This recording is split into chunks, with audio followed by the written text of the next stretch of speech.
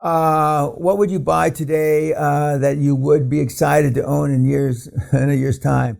What deals are the most? I wouldn't be excited to own anything. They laughed that Sally and I have been in cash for 20 years. They laughed that we have been with no real estate, no stocks, bonds, etc. for the better part of 15 years. Now you know why Warren Buffett's sitting on 130 billion in cash.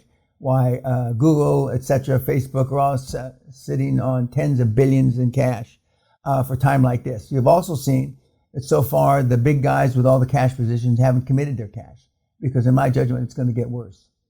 I also wrote about that if we follow the 1918 virus that hit the world when there was and that's how my grandfather passed away. My father's father died in that epidemic. And we were fighting World War I, you have to remember, at the same time. There were about 1.5 billion people on the earth 100 years ago. 500 million of them got infected. 500 million. Between 50 and 100 million died. Okay. Now, we didn't have all the things we have to stop it and curtail it.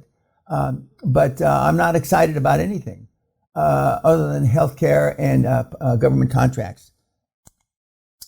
Which industry will be ripe for the consolidation? I'd say in healthcare. There will be a shit ton of seller finance opportunities now and for a while. Will government subsidized businesses be the most viable for potential ensuring stable revenue? The government's going to subsidize all businesses that are already owned, so it doesn't really, you don't have to really differentiate too much. How do we give comfort to sellers that we can provide payment? What payment terms would be the best to suit us? What pitfalls should we look out for? And what is the best industries to consider? Again, I'm telling you, if it's not healthcare or financial tech, or technology, short it. That's what your dream teams are for. Your dream teams will have been through, with 150, 200 years of experience. They will have been through something like this. They would have been through the crash of '87. They would have been through, like I've been through 7 recessions myself. But it's payment terms based on existing cash flow, and the payment terms have to be adjusted. If the cash flow dries up, then that means the payment terms have to dry up. Okay. My industry has about 10,000 for-profit businesses and about 25,000 non-profit. Since my industry is tech, health, does it matter which type of business? Yes. Don't bother with non-profit. There has been shrinking, blah, blah, blah, blah. But in the crisis, it has become an essential fucking business again. Okay. And the best way to buy single proprietorships. Single proprietorships are hard because they're all closed down now.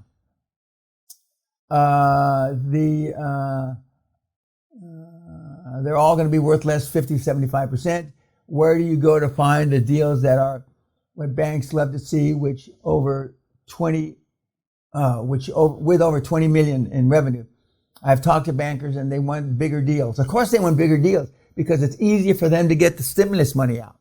Yesterday or the day before, Bank of America announced, I believe they had 175,000 loans that equaled 32 or 33 billion dollars. That's one bank in one day.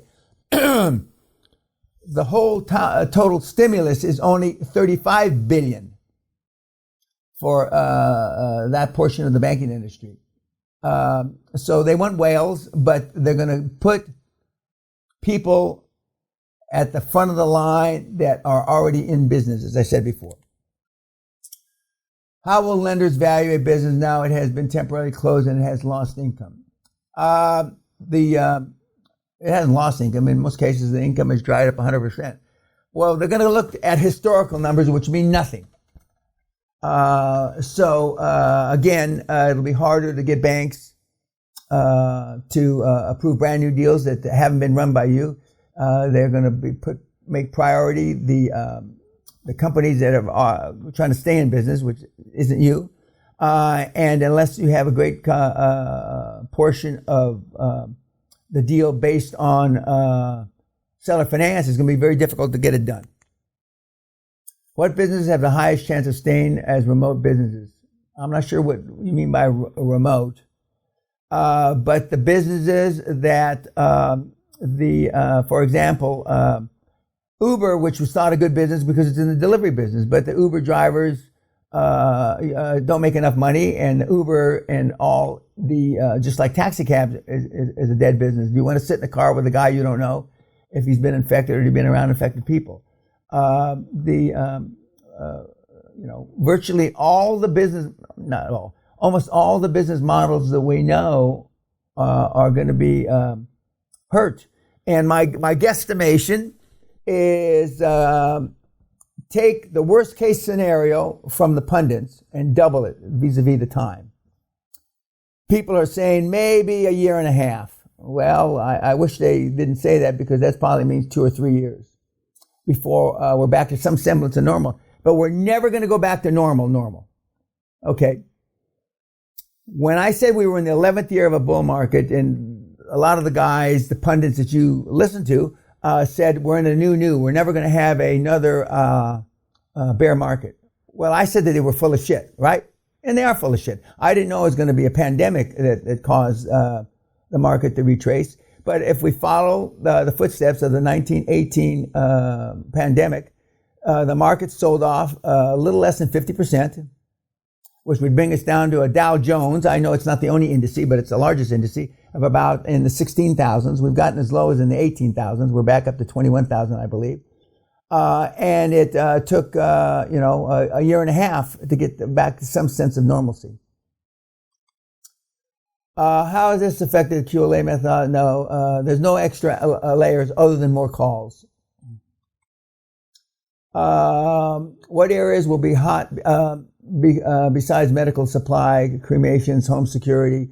I don't think home security is going to be as hot because people are going to be staying home more. So, why would you pay for something that you might not need? Again, crematoriums, cemeteries, etc., are part of the healthcare chain. How long do you predict bullshit lasts? I think it's going to last a couple of years. How is the economy and financial world going to change after the coronavirus? How long will it take for it to recover? I said that. What industries will go down? What percent of the U.S. businesses will close?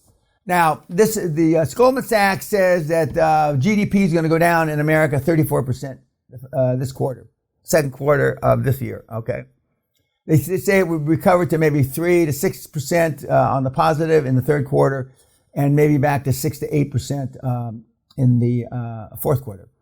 If GDP goes down a third in this next 3 months, April, May, June, I don't see how it can bounce back that quickly. More than a third of the businesses are closed down.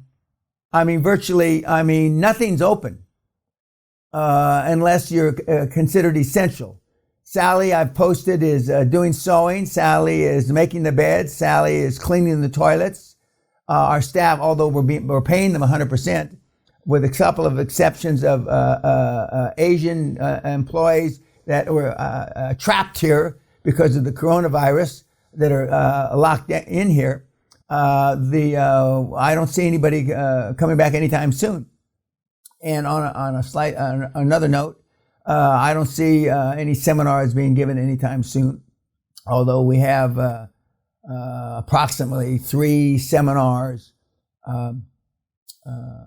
full seminars paid up for people for a seminar that may or may not happen. What are the best industry to invest now? Healthcare.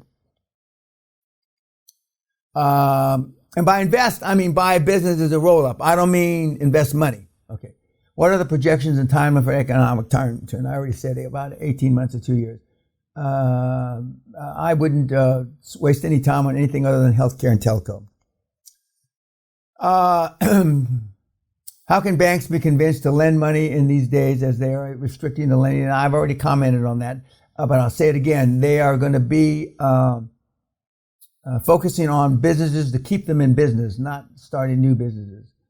And if it wasn't for the government guarantee, they wouldn't do that. How can we take advantage of the situation while the banks do not give away? Well, then they never gave away money to new and existing customers, and seller finance does not help for highly motivated sellers. Well, if you do not have a highly motivated seller now, you're never going to have one next. Most of the kids that I'm in contact with, my son included, our youngest son, they tell me that they're hearing from motivated sellers they talked to a year ago that are now motivated to sell. In America, what are the three most significant opportunities in the next 10 to 30 years within healthcare? Well, I mean, keeping guys like me alive, whatever is directly or indirectly supplementary or complementary to that. How do you calm down or create confidence in nervous investors with uncertainty in the marketplace? Well, you shouldn't be dealing with investors. You should be only dealing with motivated sellers. Most of you don't have the experience to calm them down, other than we will get through this. Historically, you can go back and look. We always get through it. Can you advise how can I adjust downwards equity allocated to the board members? No. I would close up the company and start again. It's not the board members' equity that's killing your deal. It's the lack of deals. Can social media and digital marketing be considered as telecom, therefore hot? I don't believe so. No. Digital marketing, perhaps. Best source of funds currently, it hasn't changed. Motivated sellers is the best source of funds. Specifically, what are the next steps President Trump will take? I believe he's almost over the fact that he was wrong, apparently, that this would be a short-lived deal and it wouldn't affect his re-election campaign.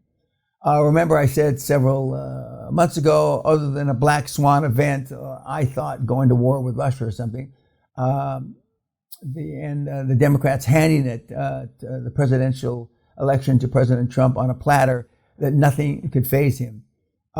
His ratings are up to about over 50%, him acting like a wartime president, which this is war. So I would still expect him to get reelected. As far as the next steps, I don't see him nationalizing businesses, but he also took the step last week to invoke the Government Powers Act, whereas he can tell businesses, like during war, that they have to make certain things. But he's going to stay focused on this. He doesn't want the airline business to go out of business. He doesn't want the oil business to go out of business. As you may recall, I predicted the oil crash. I didn't know it was going to be at the same time as the pandemic, but I have predicted most of these things. He will do everything humanly possible to keep those major industries from going out of business. But I don't agree with him and the action he's apparently going to take with the cruise lines. The cruise lines have been dodging taxes for decades. They're all based, most of them are based in tax havens. They don't pay taxes, yet they want the president to bail them out. With the current expected downturn in the economy and uncertainty of the future cash flow and gross margins, how much would you reduce the current negotiated price? I'd start half less.